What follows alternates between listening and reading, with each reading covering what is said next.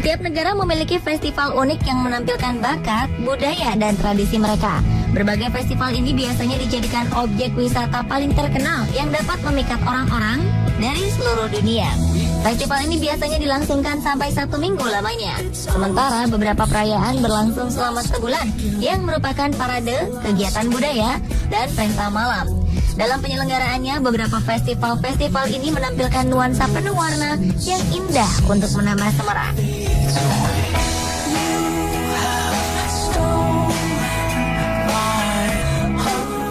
Berbicara mengenai festival warna-warni, tentunya kita harus membahas festival Holi di India.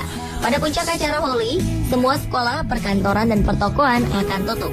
Tetapi jalanan tidak akan sepi, karena semua orang turun ke jalan mencari target untuk dilempari bubuk berwarna-warni. Tidak ada yang boleh marah ketika dilempari bubuk berwarna di hari itu.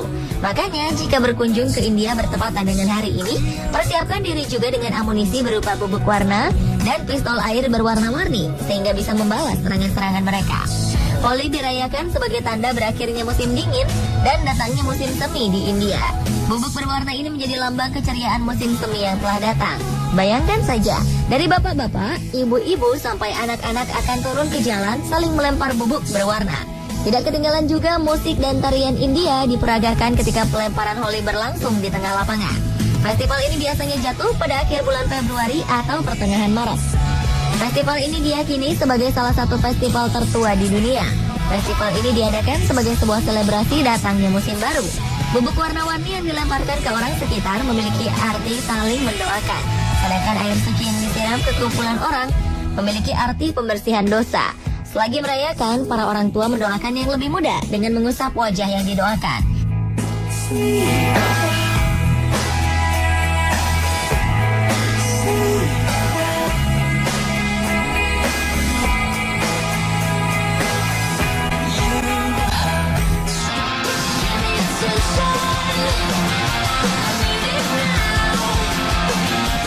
Menariknya, festival Holi juga dirayakan di negara lain, Jerman misalnya. Bubuk warna-warni, air wangi, musik, dan ribuan wisatawan turut mewarnai kota Berlin, Jerman. Postbahnhof di Berlin adalah lokasi diadakannya festival Holi. Sekitar 3.000 wisatawan berkumpul di sini dan menikmati pesta penuh warna dan gegap gempita musik. Untuk ikut larut dalam festival ini, Anda cukup membayar 2 euro atau sekitar Rp30.000 untuk tiket masuk dan bubuk warna. Sedikit berbeda dengan di India. Para turis yang datang akan berkumpul dan saling melemparkan bubuk warna ke sekitarnya dengan suguhan penampilan musik dari DJ kondang dan penari akrobat. Acara ini menarik minat para wisatawan, terutama muda-mudi. Mereka sibuk larut dalam musik dan serunya warna-warna yang dilempar ke udara. Pelemparan bubuk warna secara bersamaan menghasilkan gambar yang indah untuk diabadikan.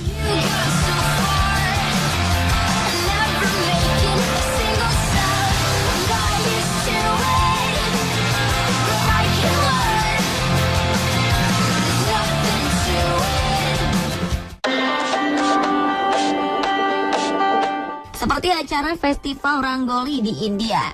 India memiliki beberapa hasil seni dan budaya yang menyebar hingga ke berbagai negara, bahkan hingga ke Indonesia.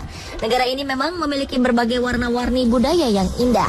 Mendengar kata warna-warni, kita akan teringat pada perayaan di mana banyak orang India menggunakan tepung warna-warni untuk saling dilempar ke tubuh masing-masing dan bersuka cita dalam perayaan ini.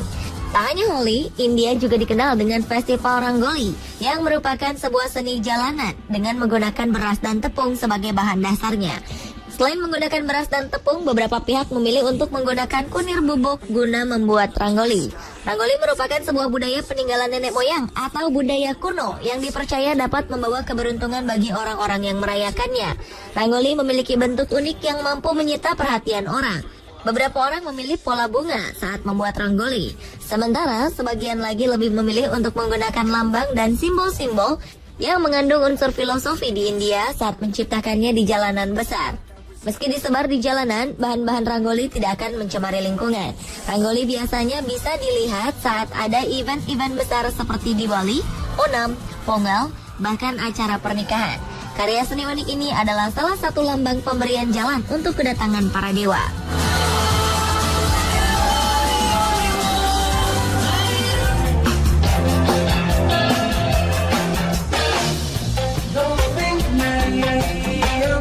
Selain itu, Mesir juga juga memiliki perayaan warna-warni bernama Lentera Fanos. Bulan Ramadan di kota Kairo, Mesir akan disambut dengan kemeriahan oleh para warganya. Karena di sini, pada malam hari, kerap terlihat segerombolan anak yang pergi dari rumah ke rumah sambil membawa lentera beraneka warna. Lentera Ramadan atau Fanos dalam bahasa Arab ini adalah salah satu simbol dari festival di bulan yang penuh berkah. Tak diketahui pasti asal-muasal dan sejak kapan tradisi Fanos untuk pertama kalinya muncul. Ada yang berpendapat bahwa tradisi ini muncul pada zaman Fir'aun sebagai perayaan atas kelahiran Dewa Osiris atau Dewa Maut Mesir kuno. Pendapat lain menyebutkan bahwa lentera ini berasal dari lilin Natal yang dinyalakan oleh kaum Kristen Koptik. Sementara, pendapat lain menyebutkan bahwa lentera ini dahulunya digunakan untuk menyambut kemenangan Sultan kembali ke Kairo. Tapi ada satu legenda paling populer tentang asal-muasal Fanos ini, yaitu ketika penguasa Mesir bernama Al-Hakim Biamr-Illah pada abad ke-10 memerintahkan semua imam untuk menerangi jalanan Kairo selama Ramadan. Meskipun berita asal-muasal Fanos ini masih simpang siur, kita tak dapat menyangkal bahwa lentera unik berwarna-warni cerah ini terlihat sangat cantik. Baik anak-anak maupun dewasa akan menyukainya. Biasanya seminggu sebelum bulan Ramadan, jalanan di Mesir akan diubah menjadi tempat para pekerja untuk membuat dan memproduksi lentera ini sebanyak mungkin.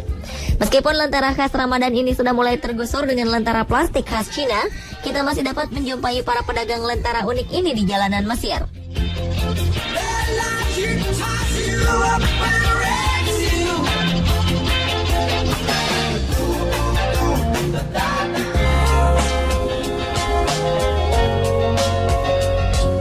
Di Istanbul, Turki juga memiliki festival warna-warni lainnya, yakni Festival Warna-Warni Tulip. Pemerintah setempat telah menanam 20 juta tulip untuk mengingatkan setiap penduduk kota Istanbul sebagai bagian dari apa yang dikenal sebagai Festival Tahunan Cinta Sejati. Bunga tulip sebenarnya adalah tumbuhan bunga asli dari Turki. Meski sebagian besar orang langsung menyebut Belanda sebagai ciri khasnya. Bukti-bukti sejarah menunjukkan bahwa bunga liar yang tumbuh di kawasan Asia Tengah ini sudah dibudidayakan di Turki sejak tahun 1000 Masehi, khususnya di daerah sekitar Laut Hitam. Kata tulip sendiri berasal dari bahasa Turki yang berarti sorban, yakni semacam kain yang dililit untuk menutupi kepala. Sedangkan bunga tulip baru dikenal di Belanda pada abad ke-16 dan menjadi sangat populer di kalangan masyarakat kelas atas di negeri itu. Belanda baru mengenal tulip pada 1593 setelah seorang botanis dari Austria diangkat sebagai guru besar di Universitas Leiden. Dan pada abad ke-7, berbagai varian tulip baru mulai bermunculan. Istanbul pun setiap tahun menyelenggarakan Tulip Festival. Di seluruh kota, khususnya di pinggir-pinggir jalan, bunga-bunga tulip bermekaran dengan indahnya.